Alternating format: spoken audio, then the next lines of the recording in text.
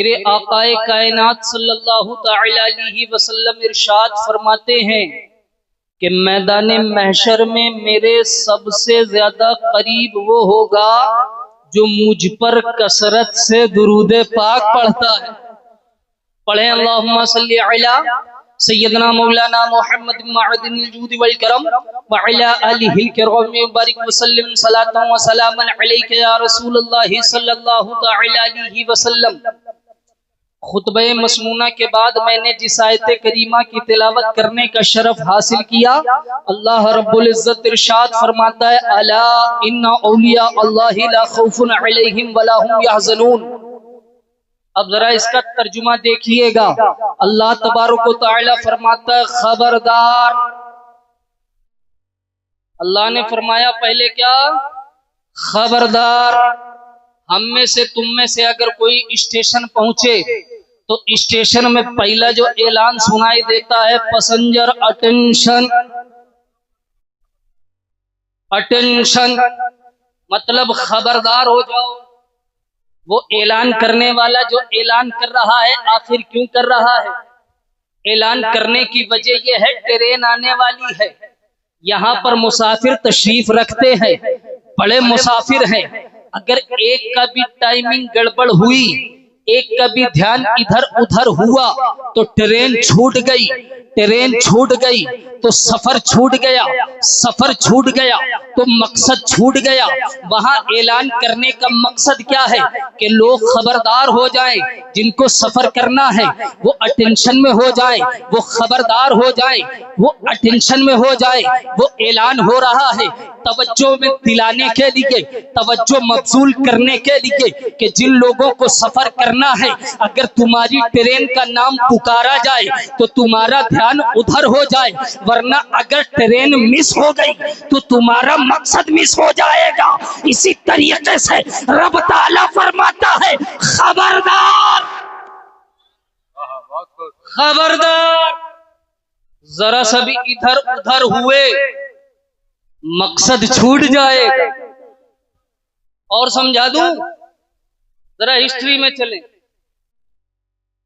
بادشاہوں کا زمانہ، سلطانوں کا زمانہ، بادشاہ کے آنے سے پہلے دربار سجا ہوا ہے، لوگ بیٹھے ہوئے ہیں، وزراء بیٹھے ہوئے ہیں، امراء بیٹھے ہوئے ہیں، وزیر تشریف رکھتے ہیں۔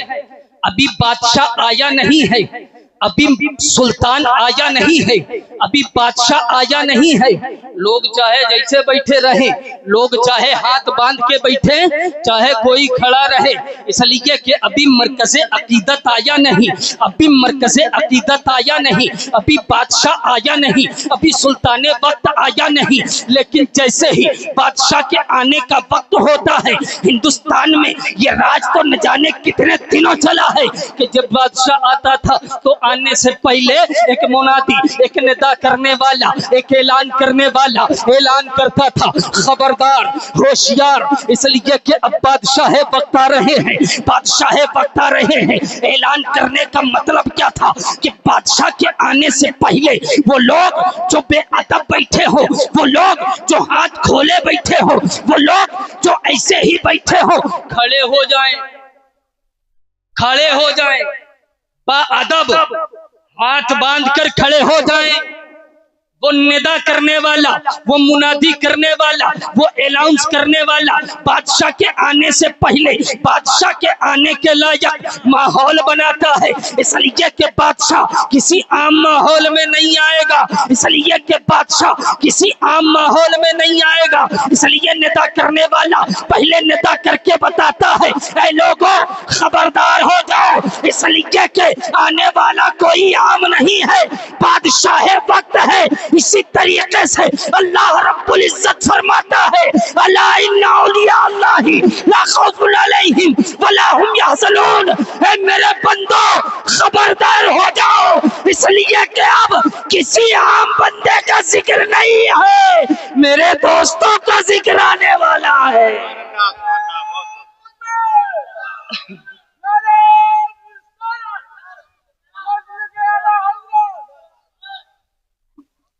اس لیے खबरदार हो जाओ, अटेंशन वाले हो जाओ, अब अपनी तवज्जो मबसूल कर लो। यानी अंदाज़े कुरान ये है, कुरान कहना ये चाहता है कि अगर आम बंदों का तस्करा हो तो अला का लफ्ज नहीं इस्तेमाल किया जाता, अगर आम बंदों का तस्करा हो तो अटेंशन का लफ्ज नहीं इस्तेमाल किया जाता।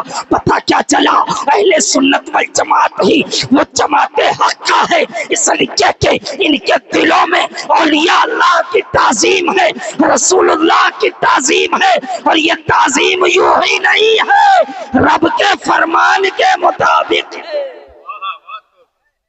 रब के फरमान के मुताबिक है। अला खबरदार, इन्ना इन्ना बेशक। अच्छा अंदाज़े कुरान देखो, इसकी थोड़ा सा आवाज बढ़ा दो। अंदाज़े कुरान क्या है? खबरदार। पहले तवज्जो दिला दी कि लोगों, किसी आम बंदे का तज़किरा नहीं, मेरे दोस्तों का जिक्र आने वाला। फिर फरमाया इन्ना बेशक, बेशक भी लफ्ज़ ताकीद है, बेशक भी लफ्ज़ ताकीद है। कोई बात तुमसे कहे क्या हुआ, ये बात अच्छी हुई कि नहीं, आप कहेंगे बेशक अच्छी हुई, यानी उस पे जोर देना है, उस बात पे ताकीद पैदा करनी है कि ये आम बात नहीं हुई, ये बड़ी अच्छी बात हुई। तो अल्लाह ने पहले फरमाया अला, फिर फरमाया इन्ना औलिया अल्लाही, फिर आया अल्लाह के वलियों का जिक्र। अल्लाह ने फरमाया इन्ना औलिया अल्लाही, कि जो अल्लाह के दोस्त हैं, जो अल्लाह के दोस्त हैं, ला खौफुन अलैहिम वला हुम यहज़नून। अब इसमें तीन तीन जगह ज़मीरे जिक्र हैं, यहज़नून में भी हुम पोशीदा है। ज़मीर आप लोग नहीं समझ रहे होंगे, यहाँ हिंदी पढ़ने वाले बैठे हैं, संज्ञा के बाद क्या आता है? सर्वनाम। सर्वनाम ज़मीर ये एक चीज है। इंग्लिश पढ़ने वाले समझ लें, नाउन के बाद क्या आता है? प्रोनाउन। प्रोनाउन और ज़मीर एक चीज है। अच्छा, एक मर्तबा अगर कह दिया गया ला खौफुन वला यहज़नून अलैहिम, कहने की जरूरत नहीं थी। एक मर्तबा प्रोनाउन का जिक्र किया गया, फिर यहज़नून में भी है, फिर वला हुम में भी है, तीन तीन जगह प्रोनाउन का लफ्ज इस्तेमाल किया गया। पता क्या चला? बात बड़े जोर वाली है। जैसे कोई बैठा हो, उसके बगल में सांप जा रहा हो, तो आप क्या कहेंगे? भाई, ये ना कहेंगे सांप जा रहा है, सांप सांप। यही अंदाज होता है कि नहीं? एक लफ्ज को दो मर्तबा जिक्र कर देना ताकि उसको ताकीद हो जाए, उसमें जोर पैदा हो जाए। अंदाज़े कुरान भी यही है। अल्लाह रब्बुल इज्जत ने फरमाया ला खौफुन अलैहिम में भी जिक्र किया, फिर वला हुम में भी जिक्र किया, और फिर यहज़नून में भी जिक्र किया। तीन तीन मर्तबा ताकीद पैदा की, ताकि मोमिनों के दिलों में अल्लाह के वलियों की मोहब्बत बैठ जाए, अल्लाह के वलियों की मोहब्बत बैठ जाए। और माशाअल्लाह ये जमात तो बड़ी प्यारी है, औलिया अल्लाह की जमात तो बड़ी प्यारी है, जिसके सरदार हैं सरकार गौसे आज़म रज़ी अल्लाह ताला। बेशक बेशक। आपके खादिमों में एक खादिम गुजरे, हजरत उमर सोहरवर्दी के वालिद सरकार गौसे आज़म की खिदमत में रहते हैं। हजरत उमर सोहरवर्दी ये सोहरवर्द सिलसिले के बड़े आला बुजुर्ग हैं, बड़े अफजलो आला बुजुर्ग हैं। उनके वालिद सरकार गौसे आज़म रज़ियल्लाहु ताला अन्हो के खिदमत में रहते हैं, आपकी खिदमतें किया करते हैं, आपको वज़ू कराया करते हैं, आपकी खिदमत में रहा करते हैं। घर में कोई औलाद नहीं है, घर में कोई औलाद नहीं है, लेकिन सरकार गौसे आज़म रज़ियल्लाहु ताला अन्हो जो सारी कायनात को बरकतें लुटा रहे हैं, जो सारी कायनात को रहमतें लुटा रहे हैं, उनकी बारगाह में रहते हैं, मगर हिम्मत नहीं कि अपने लिए कुछ मांग ले। اس لیے کہ وہ تو اعلیٰ دربار ہے. اعلیٰ دربار سے چھوٹی چیزیں طلب نہیں کی جاتی، چھوٹی چھوٹی چیزیں طلب نہیں کی جاتی. آپ کی ہمت نہیں پڑ رہی، آپ خدمتیں تو کرتے ہیں، آپ کی خدمت میں رہتے تو ہیں، آپ کے بیانات تو سنتے ہیں، آپ کی تقریریں تو سنتے ہیں، ساتھ میں یہ بھی دیکھتے ہیں کہ سرکار غوث اعظم نے آج ان کو اولاد بخش دی، آج ان کو اولاد بخش دی، مگر اپنے لیے کچھ سوال نہیں کر پا رہے، مگر اپنے لیے کچھ مانگ نہیں پا رہے. سرکار غوث اعظم کی خدمت میں رہتے ہیں، بار بار اہلیہ سمجھا کے بھیجتی ہے کہ حضور آج طلب کر لیجئے گا، میرے سرتاج آج مانگ لیجئے گا، آج ان سے سوال کر لیجئے گا. ان کی بارگاہ سے کوئی خالی نہیں جاتا، آپ مانگیں گے تو آپ کو بھی عطا ہو جائے گا، آپ کو بھی عطا کر دیا جائے گا، آپ کو بھی دے دی جائے گی اولاد. لیکن ہمت نہیں پڑتی. سرکار غوث اعظم کی خدمت میں رہتے تو ضرور ہیں، جب اہلیہ نے سوچا کہ یہ نہیں مانگ پا رہے، ان کی ہمت نہیں پڑ رہی، تو عورتیں تو آگے ہوتی ہیں، کہا ایسا کرو آپ کی ہمت نہیں پڑتی، سرکار غوث اعظم کی دعوت کر دو. سبحان اللہ، دعوت کر دو. سرکار غوث اعظم جب دعوت کے لیے تشریف لائے، جب کھانا کھا چکے، کھانا تناول کر لیا، کھانا کھا لیا، اب کھانا کھانے کے بعد اب جیسے ہی فارغ ہوئے ہیں، فارغ ہو کے ہونے کے بعد سرکار غوث اعظم رضی اللہ تعالی عنہ اب چلنا چاہتے ہیں، اب پلٹنا چاہتے ہیں. حضرت عمر سہروردی کی والدہ آگے آ گئی، کہا حضور میرے سرتاج سے تو آپ سے کچھ طلب نہیں کر پا رہے، لیکن میرا ایک عریضہ ہے، میرا ایک عریضہ ہے. سرکار غوث اعظم فرماتے ہیں بتاؤ کیا عریضہ ہے؟ کہا حضور گھر میں اولاد نہیں ہے، یہ بے اولاد ہیں، ان کے لیے اولاد کی دعا کر دے. سرکار غوث اعظم فرماتے ہیں جاؤ اللہ تبارک و تعالی بیٹا عطا کرے. بے شک بے شک، سبحان اللہ.